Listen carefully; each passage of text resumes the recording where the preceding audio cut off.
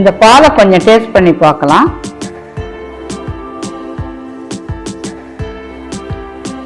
சுவையா இருக்கு, நல்லா இருக்கு. இந்த பால் குடிக்கிறதுக்கு நல்லா இருக்கு. கர்ப்பப்பை புண்ணு, கர்ப்பப்பை கோளாறுகளுக்கு இந்த வெற்றி பூவை ஒரு 10 போட்டு பால்ல கொதிக்க வச்சு அந்த குடிச்சாக்கா அந்த கர்ப்பப்பை புண்ணு ஆறும்.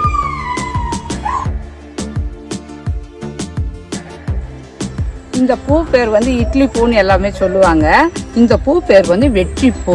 இது மருத்துவ குணம் வாய்ந்த பூ. இது நாம இது பறிச்சுட்டு போய் இன்னைக்கு ஒரு ரெசிபி செய்வோம். நம்ம குடிக்கிறதுக்கு உண்டான ரெசிபி செய்யலாம். இது நாம இந்த பூவில் நம்ம கஷாயம் வச்சு இந்த மூலிகை டீ மாதிரி நம்ம குடிச்சோம்னாக்கா ரொம்ப நல்லது உடம்புக்கு.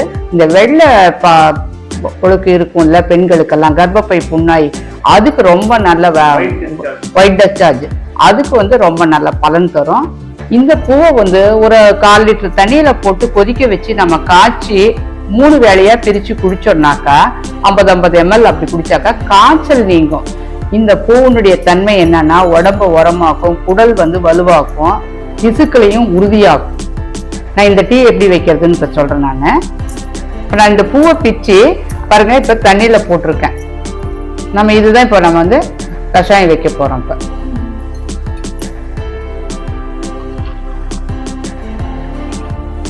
ஒரு 1/4 லிட்டர் தண்ணி எடுத்துட்டேன்.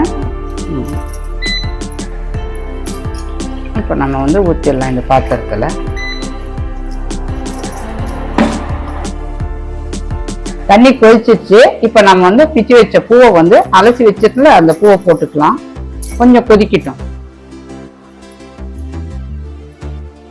இந்த வெற்றி பூ கொஞ்சம் கொதிக்கணும். ஏன்னா நம்ம ஒரு டம்ளர் 1/4 லிட்டர் ஊத்தனல கொஞ்சம் சுண்டுட்டோம். ஒரு 150 ml. ஒவ்வொரு பூ ஒவ்வொரு மாதிரி கொதிநிலையை ஃபேஸ் பண்ணும். இது கொஞ்சம் பூ ஸ்ட்ராங்கா இருக்கும். அதனால இது கொதிச்சு கொஞ்சம் அந்த எக்ஸ்ட்ராக்ட் இறங்கணும். அதனாலதான் வேக வைக்கிறேன். இது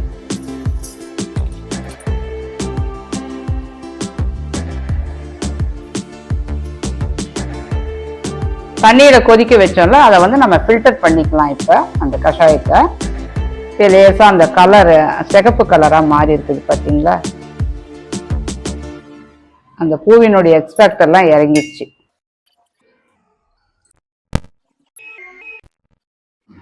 இப்ப நம்ம இது கொஞ்சம் டேஸ்ட் பண்ணி பார்க்கலாம். இது எந்த மாதிரி சுவை இருக்குன்னா லேசா தோப்பு சுவையா இருக்கு. நல்லா இருக்கு, குடிக்கிறதுக்கு நல்லா இருக்கு இந்த டீ. இது ஆற ஆற நல்ல கலர் வரும். வெற்றி பூ வச்சு இன்னொரு ரெசிபி. 1/4 லிட்டர் பால் ஊத்திட்டேன்.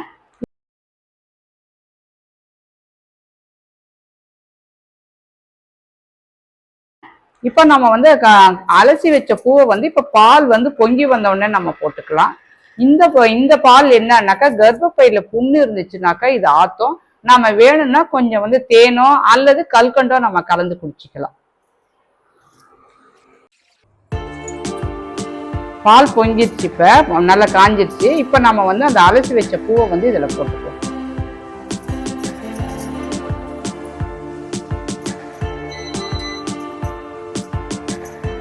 பால்லயே வேகட்டும் இந்த பூவெல்லாம்.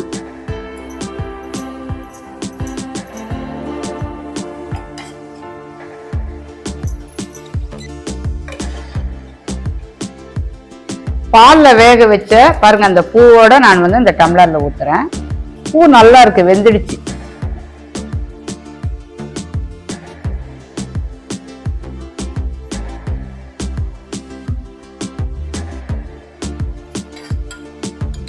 நம்ம இந்த பால்ல கொஞ்சம் 1 ஸ்பூன் தேன் கலந்துக்கலாம் நம்ம டேஸ்ட்டுக்கு.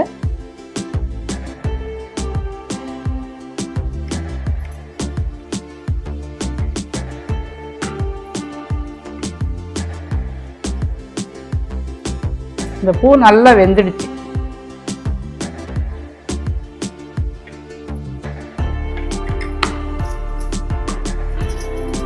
இந்த பாலை கொஞ்சம் டேஸ்ட் பண்ணி பார்க்கலாம்.